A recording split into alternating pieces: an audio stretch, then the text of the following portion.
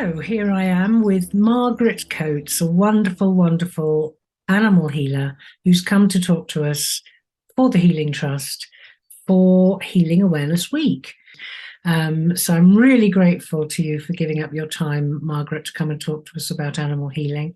And I see you've got that lovely book, Hands-on Healing for Pets, and I have a copy of it here too. So I was very, very happy to come and do a workshop that you did at the Harry Edwards Healing Sanctuary about 6 years ago now, and it was absolutely wonderful. A whole day of talking about animals, and then people brought in dogs, and we were doing healing on dogs and probably some other little creatures as well. So, Margaret, tell us about yourself. You've been doing this a long time, I know, and you're very well renowned. You go all over the world healing animals, and we'd love to hear your story. Thank you for inviting me, Jennifer. It's a really great honour to be involved with the Healing Trust. I've been a member for many decades, actually. Well, yes, my work has evolved into something I never expected when I started. And I think it was because I was fortunate at the time that I wrote my first book, and then the other books followed, is that no one had done that previously. There were no books in the world on healing, energy healing, spiritual healing for animals. I mean, whether it's Reiki or whether we call ourselves spiritual healers, it's all the same. We're working with energy. Yeah. And I wrote the first book simply because I was a registered human healer. Mm-hmm. And my clients would say, this is benefiting me. I feel better and uplifted and calmer. Could you work with my animals? And I went to find a book on animal healing. I thought, well, yes, that's fine. I need to learn about it. And there wasn't one book in the world on the topic of animal healing. I could find a sentence in an odd book, but nothing. And I thought, well, I'll write a book. And that was the watershed. The first one was about horses, and then followed with the pets book you've kindly shown. Yes. And that was the watershed of everything opening up. And I realized at the time that I'd actually thrown a ripple into the universal pond, because from that moment on, everything around the world started evolving and erupting, because people were out there who were obviously working with animals, but it was all sort of undercover at the time for some reason.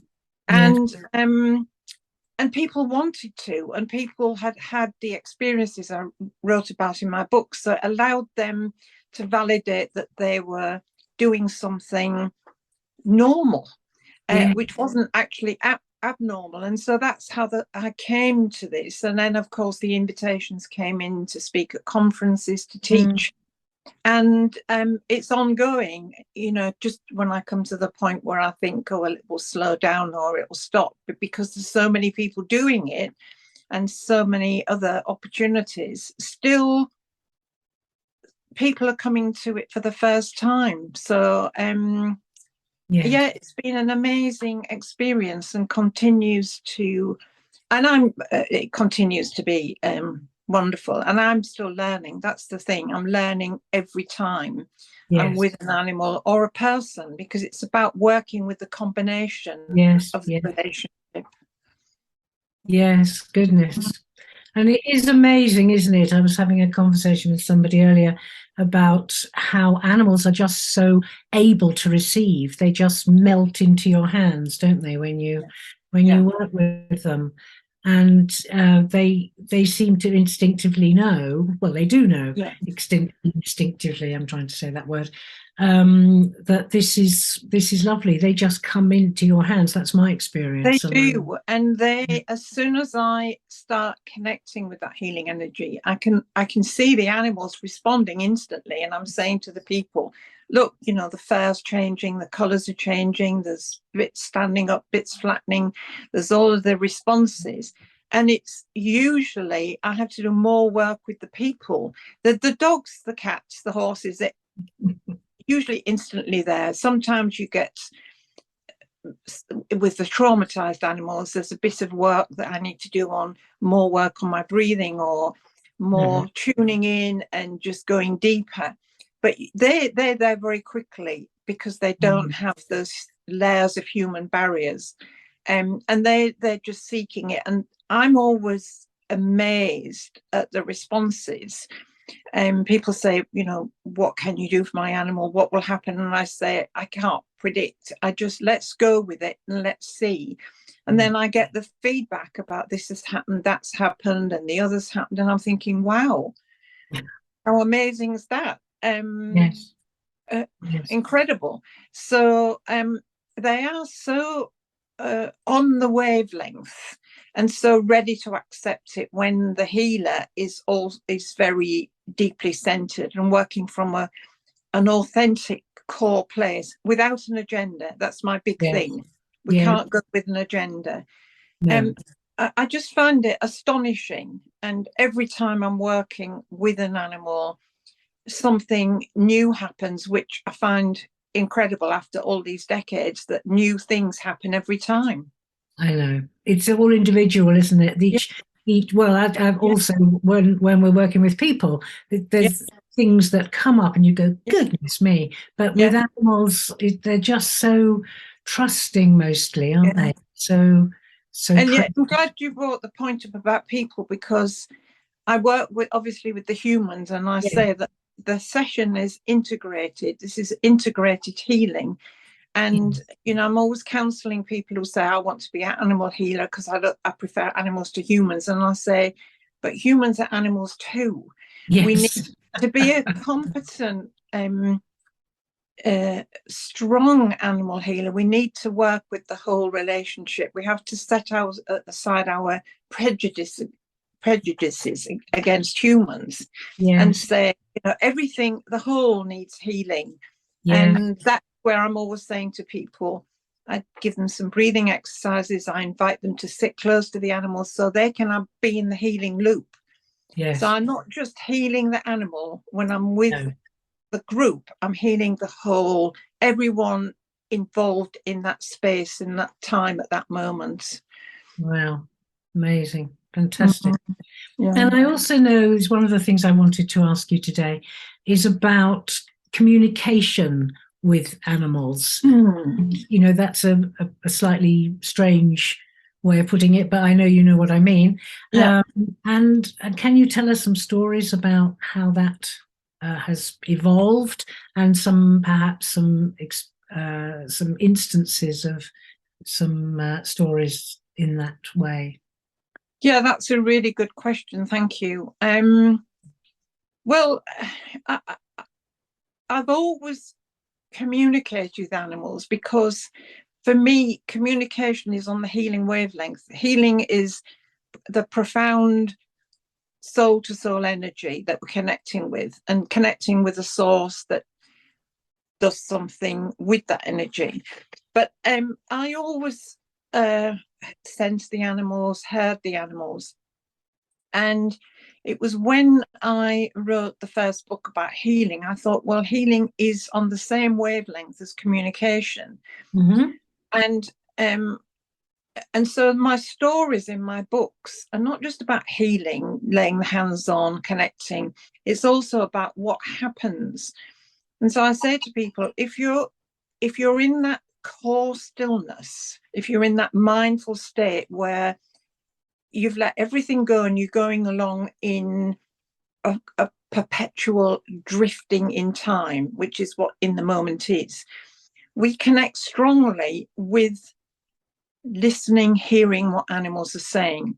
And they're not communicating the same way as humans. I'm very wary of communicators who will write pages of stuff that an animal is supposed to have said about what the owner how they should change their jobs or go and buy some new clothes, or they've got the wrong car, because animals communicate from their perspective and they are reading their energy of the people in their life that they've integrated with. They know all about their own energy. They're very aware. So somewhere there's a process of translation of energy that a healer who's a communicator can pick up on. So if I give you an example, yes, filming for an ITV program, Animal Roadshow, some years ago, and the public were invited to bring animals in. And this couple brought in a dog. I recall it was a collie dog, and she was about 12. And we had a vet on site, and she came saying the dog had suddenly got separation anxiety problems. So the dog didn't want to be left. They went out, the dog would start crying, would start pulling at the door. There was a whole big issue. And I laid my hands on the dog. I explained, this is how I will start. Healing energy connection, which is the same energy wavelength as listening. Mm-hmm. And I heard the dog's voice, because there's an individual voice that animals have, the same as we have. It's the energy signature. Mm-hmm. And I heard that signature, and she said to me, I'm dying. And I know I don't have long, and I don't want to be alone. I am so close to my people. They comfort me. I love them so much that I'm trying to tell them not to leave me. I don't have long. And so tactfully, I said to the people, are you aware of any health problems with the dog? And they said, no, she's fine. The last vet check, she was fine. And I said, okay, I strongly advise you to go from here to your vet. And I called in the vet on site for the TV show, and he did a cursory check and said he couldn't hear anything in the heart or anything. Mm-hmm. So I said, please just go to your vet. And so they went to the vet that day and asked the vet to examine the dog. And he actually was very good. He took a full run of blood tests. And he said, oh, the dog is in the final stages of kidney failure. Oh, goodness. So for the following week, they cancelled all their appointments. They took time at work, and they just spent 24 hours with their beloved dog. And within 7 days, she left, and they were with her. So they fulfilled that plea to be there. And a lot of my work is counselling people who don't understand animal behaviour. I had a session this morning on Skype call where 100% of what people thought was the dog's problems was them not understanding the communication of dogs or cats or horses. So that was a very profound story. And they wrote to me afterwards and said how grateful they were. But you know, the thing is, that dog was communicating, saying, stay with me. Yes. And people misunderstand, but I could hear it. And I said to people in all my workshops, when we let go, this is the thing, is the minute we tune in is just letting go, being in the moment, we can hear this information. And I mean, I can give you lots of stories. There's another story where a client called me for 2 dogs. And one was 12, the other one was 5. And they were concerned about the 12-year-old because she had lots of problems and health issues and all sorts going on. But as I connected, I was drawn to the communication from the young dog. And the young dog said, actually, my friend, the older dog, is okay. It's me. I will leave sooner than the older dog. So I have to be very careful, because I'm telling people I'm not diagnosing, I'm not a vet. And so there again, I said, well, go to your vet and get this young dog thoroughly checked out, which they did. And the vet found nothing. But 8 months later, they contacted me and said the young dog dropped dead of a heart attack, unexpectedly. So there was energetically an issue there, but they had they had listened to me and spent more time with the younger dog. I just said, advise them, spend as much time as you can, do all the beautiful things. But and there's other ways that animals communicate. I remember a client telling me a story about her rabbit. And when she was very young, her and her sister played hide and seek. And the sister disappeared. She was about 4 years old. And the older one who told me the story was about 7. And they couldn't find her anywhere. And the pet rabbit, fortunately, they were people who understood rabbits should never be in hutches, was free to run around. The pet rabbit became extremely distressed and kept running up and down, up and down, up and down, from the house to the garden, from the house to the garden. So the older sister followed the rabbit. She led her to an outbuilding and was banging with her back legs, thumping like rabbits do. And she opened this outbuilding and went in, and the rabbit then was banging with her back legs against an old freezer.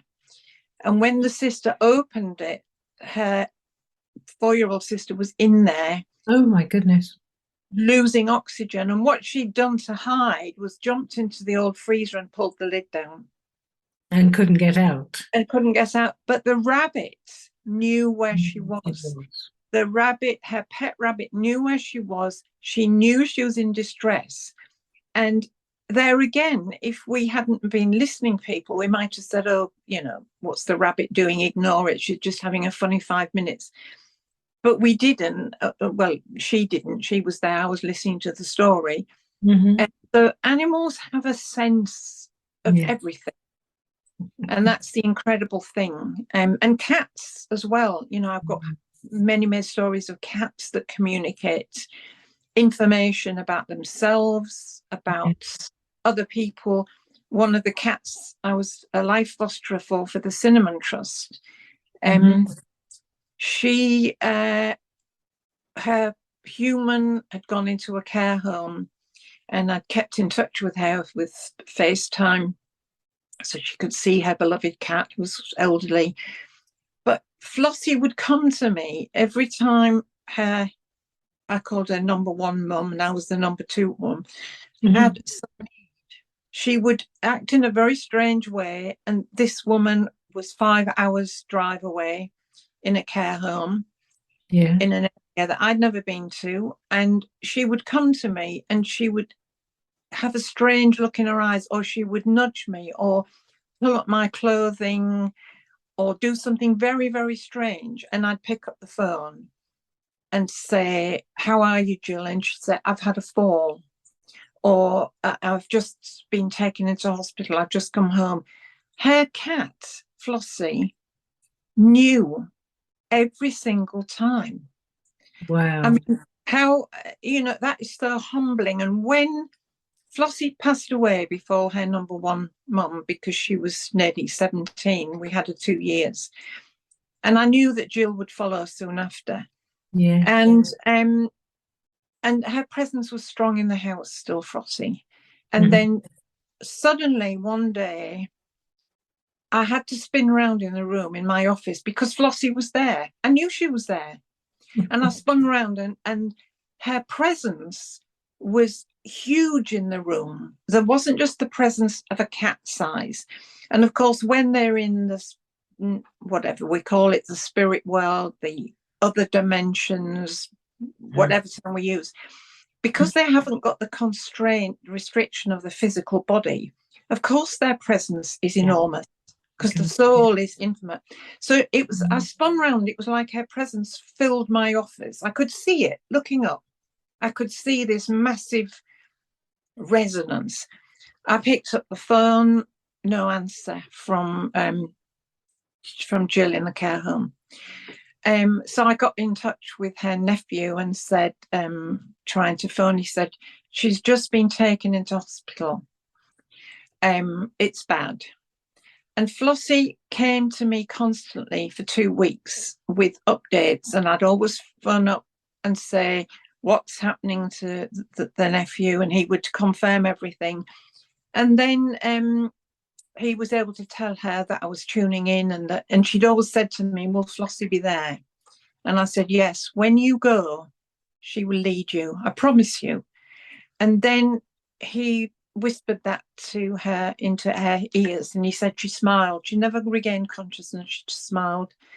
And then all of a sudden, I'm at home again, and Flossie is there, looking at me in that spiritual way, that energetic way, with the most beautiful sensation of peace that was so overwhelming. When I tell this story, it will forever affect me. And I knew she'd taken Jill. I knew she'd gone, and I made the phone call again. Yes, she's just slipped away. And Amazing, isn't it? Amazing. And I know that Flossie's gone now. Yeah. Flossie, Yes. she's always connected to me, but that intense bond was obviously with Jill. I was the caretaker for the last 2 years. Yes. But the whole experience I had with Flossie, that whole experience where she kept coming and telling me what was happening with Jill and verifying it, was it's been another lesson for me, another spiritual teaching. It opens more questions and it gives me answers. But I say and people say, oh, how can I do this? And I say, just listen, be so open that these things, that you're accepting these things, because I can't see what I'm doing that's different. When people say, how can I not? I'm a human. I still get stressed in life. I have pressures. I have things going on. But I know it's there. Maybe it's my belief that it's there. Maybe it's my understanding. Or maybe it's the fact that I communicate with that presence. Yes. Every day I send out thoughts. I help. I look into the eyes of animals and I see God, the source, everything, everywhere. And I go out into nature and I make a point of tuning in, and maybe that's what helps me to be so fully aware. But my stories, if you ask me about stories, we'd be recording for the next 2 days. So you'll have to stop me. I'm crying here. It's such a story about. I want to cry because when I tell the stories, I'm reliving every moment. Yes. And I feel so humbled and honoured, and I feel so like almost nothing in the presence of these animals that come and do this stuff. It's like I'm kneeling at their feet. It's really difficult. They're teaching you, aren't they? Yeah, they're teaching me, and that's why I get so frustrated at the human species, not individuals, but the human species is so ignorant of. Yes. They're looking for answers. They're looking for enlightenment. They go on all these courses, all this stuff, and it's there. It's right in front of them. Yes. And the minute we turn to the non-human animals and the creatures of the sea, the bears and everything, and say, okay, the masters are here. We take all of the answers from you. The clues are all there. That's when all of this domination and control will be released. Yes. It's funny because I was just having a conversation a little bit earlier today, and I was talking about having been in the Pacific, in Hawaii, and I've had lots of communication with dolphins and whales. The energy of these creatures and the way that they communicate, because I hear it too. And the number, I could tell you, it's not an interview with me, it's an interview with you, but it's astounding. I'm glad you mentioned, dolphins, because I went to do a workshop once in New Zealand, and we stopped on the coast, and there was suddenly people were saying, oh, the dolphins are coming, and there was a pod of 600 to 1,000 dolphins came close, and you could see them were so close, the young ones surfing the waves, Mm-hmm. lined up facing us. And as they came together, you could see the grin and the joy, and Yes, you could read that exuberant energy. They are in yes, their world, in their yes. environment, and the They're communication joyous. was so profound and deep. And Yeah. there again, it the heart chakra is where we resonate with communication. We have to have that open, more than anything, I think. And that profound communication which you Mm. experienced with them, I have to then go away and then think about it for an hour, what they've actually said, because we gain it in a moment, don't we? It comes in that moment. And Yes, it's and I think, oh my goodness, how beautiful. And if only people understood what they're doing when they are yeah, destructive, if only they knew that heaven is on earth for us to nurture, not to destroy. yes, yes. I've had many communications and actually I talk to every bird I see. Me too. Do Well, you? Yes. birds have got incredible energy. I mean, they Yes, are they're amazing, aren't they? oh, Just a incredible. little robin that hops around my Yes, garden, you know. yes, I'm they out there are. and he They have. appears. But I say to people, don't confuse size with ability to communicate, because Yes, I've rescued baby birds, and their energy field, their ability to communicate, is enormous. yes, So whatever an elephant and a bird, they still have a profound, huge yes, energy field that is communicating, yes. and we can't ignore one. We have to accept the whole. Of course we do. And, you know, watching animals with one another, sometimes different species of Oh, animals, yes, how they communicate with one another uh, yeah, is remarkable, isn't it? it It's is. It's just beautiful. very profound, as you say. Mm. Oh, Margaret, I've been quite emotional with your stories. It's wonderful, lovely to connect with you again. I think I said earlier that I came on one of your courses. I'm going to have to come back and do another one soon. Well, I've got my course at At the Harry Edwards Harry Healing Edwards, Centre. Yeah, 13th of May, which 13th is of May. miracle. Mindfulness Well, Day. I do the mindfulness. I'm a qualified mindfulness teacher, Yes, but I've transcribed it to be more on the spiritual wavelengths. I have my own unique special exercises. So my way is to bring people to the spiritual way of mindfulness rather than more of the rigid fixed aspects, and to bring nature in and animals. So that's what I'm doing on the 13th of May at Harry Edwards. lovely. Yeah, I'm looking forward to it. Lovely venue. It is a beautiful place. Yes, absolutely. I agree. So I'm so happy that we've had another chat and I've been able to catch up with you a Yeah. little bit. And some of your stories are just amazing. But to be Mm. honest, I've also had lots of amazing animal Oh, healing I'm sure you experience. have. Yeah. And a dog, I'll just give you a quick one, a dog who lives very close, quite close to me in another household elsewhere.